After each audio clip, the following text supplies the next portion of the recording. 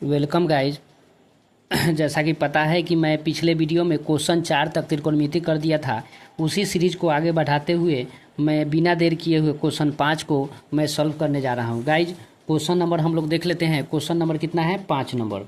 आइए, कह रहा है त्रिभुज ABC में जिसका कोण B समकोण है। आइए सबसे पहले हम लोगों को क्या करना है, एक समकोण त्रिभुज बनाना है, ठीक है। और जहाँ कहता है B वहाँ यहाँ पर देना होगा हमको B, क्यों? क्योंकि ये 90 डिग्री होता है, ठीक है। A और C कहीं भी लिख सकते हैं, लिखिए, लिख दीजिए। और देखिए गाइज, AB का मान जो दिया हुआ है वो 24 सेमी दिया हुआ है, और BC का मान जो है वो 7 सेमी दिया हुआ है गाइज। और कह रहा है क्या कि sine A comma cos A निकालना है। हालांकि यहाँ इंटू होना चाहिए, चलिए कोई बात नहीं है, कॉमा दिया हुआ है तो वैसा ही करेंगे हम लोग। तो सबसे पहले 2 को पता है तो तीसरा आसानी से निकाल लेंगे।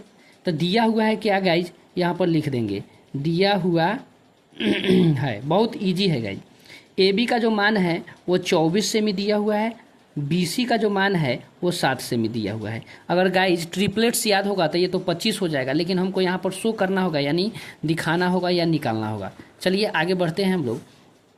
कर्ण निकालने के लिए क्या करते हैं, लंब का स्क्वायर और आधार का स्क्वायर को जोड़ देते हैं, ठीक है गाइज। ये बड़ा होता है सबसे, ये जब भी इसको निकालना होगा दोनों के स्क्वायर को जोड़ देंगे और रूट चढ़ा देंगे।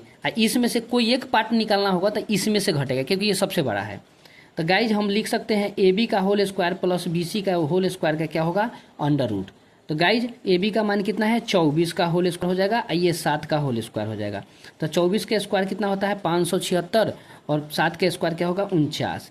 टोटल ऐड करेंगे तो 6 से 25 होगा। कितना होगा, 6 से 25। 6 से 25 का मूल कितना होगा, 25। तो गाइज ये हमारा निकल गया 25। अब जो भी कह रहा है निकाल देंगे। कह रहा है कि साइन A, आइए इधर देखिएगा गाइज, कह रहा है साइन A। आइए इसमें साइड में हम निकालते हैं, साइन A निकाल लेते हैं। तो साइन थीटा बराबर क्या होता है, लंब बटा कर्ण। लेकिन देखिए गाइज ये कोण दिया हुआ है, इस कोण के लिए लंब ई हो जाएगा, आधार ई हो जाएगा, कर्ण नहीं चेंज होता है। याद रखिए गाइज, हम लोग जितना भी फॉर्मूला पढ़ते हैं सब इस कोण के लिए होता है। तो इस कोण के लिए लंब आधार में हो जाता है और आधार लंब में परिवर्तित हो जाता है।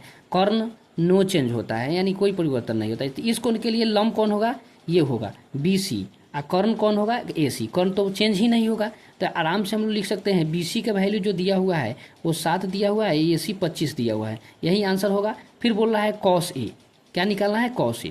तो कॉस A का वैल्यू क्या हो जाएगा, इस कोण के लिए लंब ई है, आधार ई है, कर्ण ही, आधार बटा कर्ण होता है। तो ये क्या हो जाएगा, ये क्या हो जाएगा, आधार, AB आधार हो जाएगा, और कर्ण AC ही है। तो क्या होगा, AB का वैल्यू हमारा 24 है और AC 25 है, ये भी निकल गया। ठीक है गाइज, आई होप आप लोगों को समझ में आ रहा होगा। और लास्ट देखिए यहाँ पर साइन C, ये 1 नंबर था, 1 नंबर का 2 को निकालना था, 2 नंबर इसी में देखिए कह रहा है साइन C। तो साइन C कैसे निकालेंगे गाइज, इस कोण के लिए तो आसानी से है, वही लंब बटा कर्ण, माने AB बटा AC, AB बटा AC, यानी 24 बटा 25 क्या होगा, 24 बटा 25 आंसर। दूसरा है कॉस C, तो कॉस C के लिए B बटा H, यानी BC बटा हो जाएगा AC, 7 बटा 25।